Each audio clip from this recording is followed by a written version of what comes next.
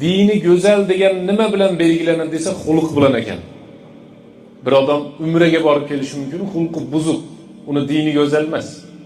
Bir odam namoz o'qishligi mumkin, xulqi buzuq, dini go'zal emas. Menga o'xshab jicha soqol qo'yib olgan bo'lishi mumkin, xulqi buzuq, dini go'zal emas. Dini go'zalligi nimada desa, hasuna islamuhu degani dinini go'zalligi xulqini go'zalligi bo'lar ekan.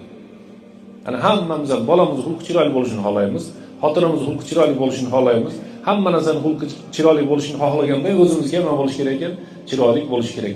Ana payg'ambarimiz sollallohu alayhi vasallam hadisda aytayaplarki, "Man hasuna islamuhu" dini go'zal bo'lgan insonning darajasini ko'payishi 10 dan 700 gacha.